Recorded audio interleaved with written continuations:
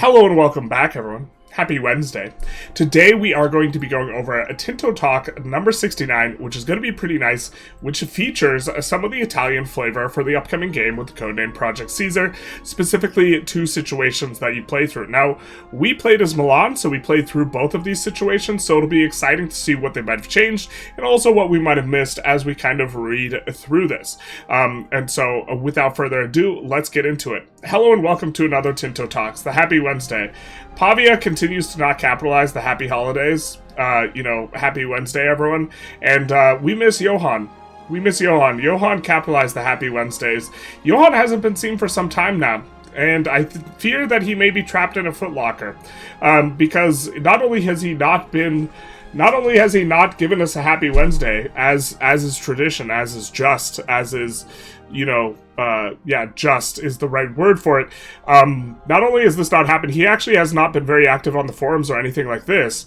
And so I suspect he's trapped in a footlocker. That footlocker is probably the coding mines, but we'll say that it's a footlocker. So justice for Johan. Well, let's continue where we talk about the Europa Universalis 5. Okay, the PSYOP continues. Don't fall for it, sheeple. The name of the game is not going to be Europa Universalis 5. This is a fact, because this is an absurd name for a game. It's in fact an anagram of the true name for a game, and I know you might think, hey, they've done a bunch of press release, why would they do this if it's not the real name for the game? Isn't this bad marketing?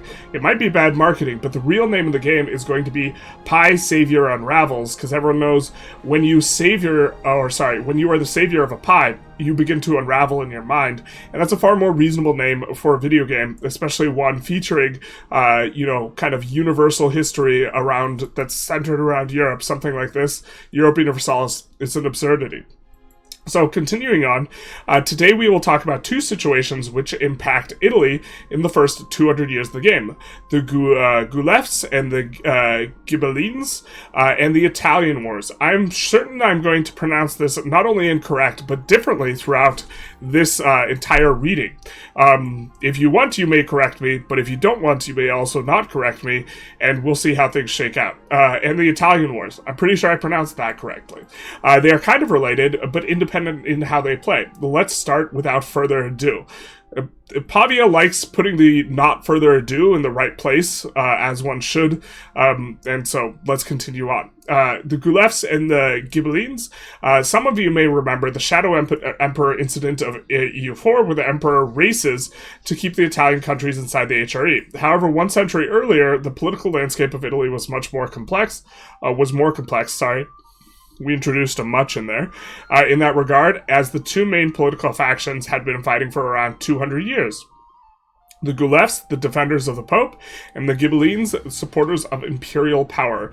We see the political landscape of Italy, and there's going to be two factions, the Guelfs and the Ghibellines, have been fighting for dominance over Italy for multiple centuries since the investiture controversy pitted the Pope and the Holy Roman Empire against each other. Interestingly, the Pope is in Avignon at the start of the game, which is in France. The Guelfs support the papal authority over the peninsula, while the Ghibellines are considered imperial loyalists, holding their allegiance true to the Holy Roman Empire, which is neither holy nor Roman nor an empire. Spiraling beyond their initial positions, both sides now represent a diversity of interests so different in their countries, are no strangers to switching sides for their own benefits. And switch sides for benefits we did, because you can get CBs on the other side, and so for Italy, for the first opening salvo of the game, you can get a lot of free CBs, fight all the people on the opposite side that you want, and then switch sides, and then fight the people on your side, or not on your side anymore. Here we have the Guelfs, which give monthly prestige, clergy state satisfaction, burgher state satisfaction equilibrium, and excluded from imperial protection, yes. So as you might be able to suspect, these are the Italian peninsulists. These are the ones that support the popes. I don't know what else to call them. But then we will have we will see that they are primarily in the south. In our game as Milan, eventually we consolidated the entire northern portion of the peninsula, and then Naples was in the south, and Naples went for way more military sorts of technologies, and we went for mercenaries for our military technologies, or we got a lot of mercenary tech, and then the mercenaries weren't working 100% properly, so we were not really able to fight Naples, and we just had to have a bunch of forts and kind of like a stalemate type of thing, because their army was considerably stronger than ours. But it was interesting to see the eventual outcome being kind of two major powers. Naples also, they got as far north as like the Papal States, and then we got all the way up here. Something like this. We also started expanding into Carthage as well in our game. And by Carthage, I of course mean Tunisia, and by Tunisia, I of course mean Carthage. And so that was working out pretty well for us. We also had massive colonial empire as well. So that's kind of where our not getting military tech went. It went into colonization, and that's why we couldn't really fight Naples that well. Also, it was like I think it was our second run, so we weren't playing that well. Anyways, but we have the Ghibellines here with a monthly prestige, noble estate satisfaction, and peasant estate satisfaction, and monthly religious influence minus 0.1. Can invite new members. That's going to be kind of nice. But overall, in terms of how we value the satisfaction, clergy estate satisfaction is really good. And also peasant estate satisfaction is really good. And so overall, I think that this is kind of balanced in terms of the bonuses. Not that they necessarily have to be balanced. One could be better than the other. Peasant is going to over-inform your total satisfaction level in all your locations, because your locations tend to be predominantly peasants. And I have like mixed feelings about the way that this works, because it makes peasant estate satisfaction powerful, not really because you really like the peasant's estate bonus, but because you like the effect of having your estates in general be satisfied. Okay. Taking a look at the Ghibellines, we see that we have a lot of these northern ones. We were playing as Milan, but yeah, we consolidated a lot of this, and then we swapped sides so that we could turn on our former allies and go after the stuff that was nearby. Some nice expansion spots in Verona, Pavia, Parma, Genoa, these types of things. And we were able to get CBs pretty easily for this, because this thing gives you CBs, this situation. As you can see, Italy already starts divided into the two factions, the Guelfs and the Ghibellines, with their own leaders, Naples for the Guelfs and Milan for the Ghibellines. 2 months after the start of the game, you'll get the event, the political landscape of Italy, which starts the situation, and a few days later, one that allows you to resign early on. So you could say, for the Emperor, for the Pope, and we will not change anything for now. Okay. This situation itself... this is the situation itself with the, This is the situation of itself with a map of the starting factions if the player doesn't change, as the AI will stay in their starting faction by default. That seems reasonable enough, that this should happen, although it being gray makes it kind of hard to read with, you know, the other side, or like, the gray is kind of similar to the neutral, right? But we do see kind of what's up here. Sicily. Interestingly, Sicily, I think in our Milan game, like, sided with Naples and maintained being an ally with Naples, and then at some point we allied them so that we could fight the Tunisian fleet. The Tunisian fleet was really strong, if I recall correctly. Maybe I'm thinking of a different game, though, where the AI is really, the... Navy seems like you either have the bigger one or you don't, and if you don't, you gotta run and hide and play a little game of cat and mouse, and if you have the bigger one, you're chasing around, and we played a few games where we were not the bigger Navy, and those were not so fun. The situation revolves around diplomacy. Each faction will try and get as many Italian countries to join its faction, either by peace or by war, by, you know, hook or by hook, and so we will see... leaders Upper Bavaria now. Huh. Okay. I thought they said it was Milan. So we will see invite to Guelfs, and then we will see a CB force into our faction. Conquer cost for attacker, plus 25%. And so you don't need to utilize your cabinet to gain a CB here, which I think is pretty good, especially in the early game, where you would rather pass your decision and go for taxes in general, rather than asking for a CB, and also expanding and kind of the near surrounding area for you is going to be important, because you are going to, as one state, when you are like a one-state miner, expanding out is actually incredibly useful. And so because you're going to like urbanize, and then you're going to run into the wall, because your capital's at a certain point, your capital will just be perma-constructing something. And then if you're perma-constructing something, you're throttled by your construction speed, right? So gaining additional areas is really useful. Also useful is getting control of the markets that are both in Venice and Genoa, or Genoa, and then I think there's one in Naples at Game Start. In our Milan game, we eventually put one down in Florence, and then all the central Italians started starving, because there's not much food distribution here in the center of Italy, so maybe that market was a little bit of a mistake. And we did that so that our areas in general would have higher market access. I'm not entirely sure it was correct, though. But continuing down, we do have the Force into Faction CB. As you may have seen in the panel, some of the actions can be performed, which are slightly different depending on which faction you belong to. We will see support Imperial rivals, sanction the Empire, or sanction the Papacy, petition for Imperial support. To end the situation, you need to have 100 progress achieved for your faction. If the Age of Discovery starts in 1497 without one of the factions won, a stalemate will happen. I think we actually lost, but that's because we swapped sides after crushing the other side.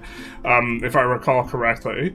There are three, so I don't know what happens if you win. There are three different outcomes for this situation. The Guelphs win with all the countries with the capital in the Italian region will be forced to leave the EHRE. I don't think that is what happened. The Ghibellines win. All countries except Naples, Sicily, and Papal States, or two Sicilies, will be forced to join the HRE. I think this is the outcome we achieved. If neither side can achieve 100% progress before the Age of Discovery starts, whoever is in the Guelphs will either stay out of the HRE, and whoever is in the Ghibellines will stay in the HRE. Seems fairly straightforward. We do have a stale conflict, that's true. Shout out to Crackers, they're still in your cupboard, you've forgotten about them, and now they're stale. Just like this conflict. Alright, next up is the Italian Wars. The Italian Wars is a situation that may be triggered if the Holy Roman Emperor or the French or Iberian foreign power, which is defined here as being either a great power in terms of being a kingdom rank, or having at least 5 million pops, both of which start with 5 million pops, but they really start with 5 million pops because Black Death just rolls through Europe either way, and we'll kick both of these guys under 5 million. Although I think France, if they integrate subjects, even post-Black Death, will be over 5 million. But, okay, attacks the country in the Italian region after the Age of Discovery has started. We'll kick off the Italian Wars. This, for us, was unfortunately bugged. And so we didn't get to see as much of this as we would have liked. Or we were forced... Yeah, we were like forced out of a faction and couldn't rejoin or something like this. So we didn't get to see what happens when one side like wins the Italian Wars. But war has come to Italy. The banners of foreign conquerors flocked to usurp the great wealth held within our peninsula. Never before has our region fallen amid such a power struggle as great powers circle our home like hungry vultures. It is time for our people to pick up the sword and shield in favor of protecting our freedom, lest we fall victim to the expansionist tendencies of outsiders. Italy starts out really urbanized, and to the extent you look at urbanization as a indicator of value, having a bunch of towns, what's town upgrade to town is, I think, base like 200 gold, and so I guess it's the equivalent of 4 buildings, which is base 50 gold, but you can't, upgrade to town might be 500 gold, but you can reduce it to 200 pretty consistently. I think that's what it is. So it's like the equivalent of 10x buildings, which is a really substantive thing. And then the upgrade to city, you can reduce to around 1,000 gold, or like 700 gold, if you get the construction materials for both of those cheap enough. And so it is a very rich area in terms of thinking through the value of it relative to like what's going on in Castile or France, just on the basis of urbanization. Problem is you're not going to really be able to cede a lot of control there, but if you put subjects on the throne there, that'll be pretty solid. So, continuing in, the die has been cast. This is what happens when you cross the Rubicon. Also, when you play a little D&D. During this time, states in Italy will be able to defend themselves by joining the Italian League. Foreign countries may create their own foreign leagues in a bid to expand their influence in the region. Rivals and enemies of foreign leagues leaders may intervene to assist the Italian League or war through quite men. Leaders of each league gain access to dissolve their league peace treaty. What ended up happening for us is we got forced out and we couldn't, or our own league just auto disbanded. And then if I recall correctly, Naples was in a league against either Castile, France, or the Emperor, and then just nothing happened. And Naples was relatively powerful, but they weren't going to get forced out. And you have to conquer all of Italy, I think, to end this situation. For over a century, Italy has prospered due to her advantageous position in Europe. Foreign trade and wealth and the Renaissance have ushered in a golden age for many of the countries that populate the peninsula. However, this has attracted the gaze of outside powers who seek to grasp Italy's prosperity, usurping the independence of smaller political states. Now the strongest among them have gathered around the Italian leagues in an effort to repel the invaders. I think you have to gain control of a really large portion of the peninsula, which no side was able to do because we held the peninsula.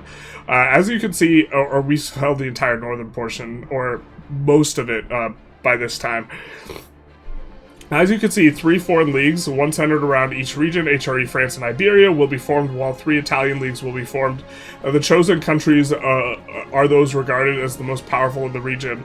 So the Italian leagues eventually consolidated into just Naples, and the foreign league, I forget who they consolidated under when we played. But we see here, there's 6 leagues, and I think there was just something amiss where the leagues just got bopped through a bug, and then it was just 2 leagues left, and then they couldn't get bopped and something like this.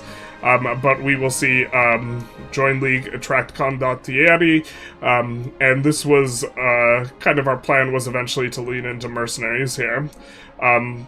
Just clarification, this was on the earlier access that we had when we did the early access for our gameplay video, and so obviously it's not in a fully complete form at that point in time and this type of stuff, because we're talking about bugs here. But continuing on, I forced the situation through console commands, so RNG gifted us with a regent in France, and the main countries chosen as league leaders were quite similar to those most powerful in 1337. And this makes sense.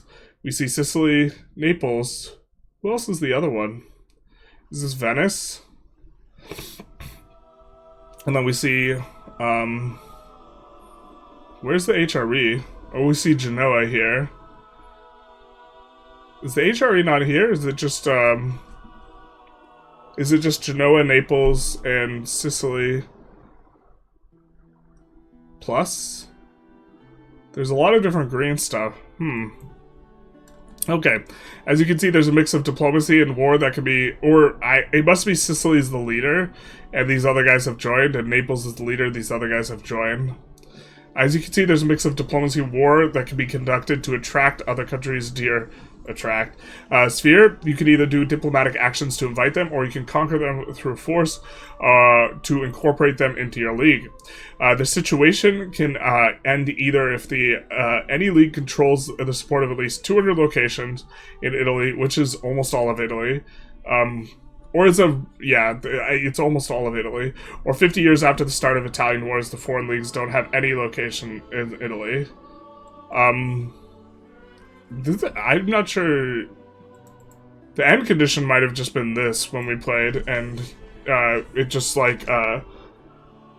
or maybe it ended after 50 years. I forget exactly what happened. We see the end of Italian wars. Decades of struggle and unending strife to protect our region have come to an end under our mighty league. The shadow of foreign invaders no longer plagues our borders as our people look to the future, carving a prosperous route to the ages. We gain 5 trust with each member. That's pretty nice. We gain 20 prestige. That's also kind of nice. But overall, not an insane bonus. Nothing too crazy. It's not like we're getting a modifier. I'm actually kind of okay with really strong modifiers, just as long as they time out. Like, getting a modifier for 10 years or 20 years that decays out it seems kind of fine for me.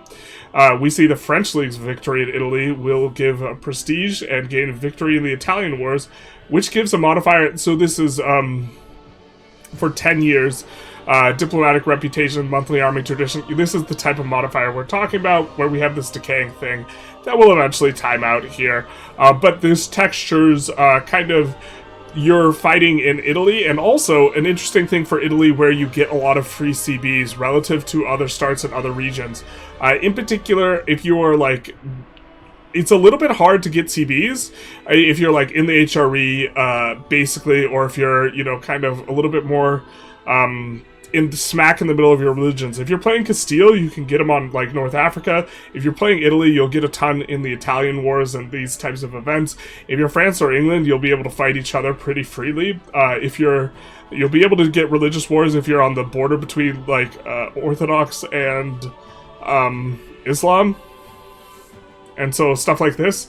But there are going to be certain regions where it feels really rough to get CBs. But that's probably okay. But this really makes it so that you can mix it up a lot if you're playing Italy kind of towards the beginning of the game. But that is all for today. Next, we will come back Friday, hot damn, as we talk about Tinto Flavor, about the two countries, Milan and Naples. That'll be exciting because we did play quite a bit of Milan. But also, there's also been a Tinto Flavor for Florence. That was the very first one, in case anyone was interested in checking it out. And also, remember, you can wishlist Europa Universalis 5 now. Cheers. Cheers, Pavia. So that has been our rundown of this Tinto talk. I hope you guys enjoyed. If you did, please feel free to like, comment, subscribe. If you wanted to wishlist it on Steam, that does help them out. You know, from a developer studio perspective, they are a fan of that, which is why they have at the bottom of every single one of these Tinto talks a request or pointing out that you can wishlist it. But other than all that, you guys have a good one. A happy Wednesday, if you will.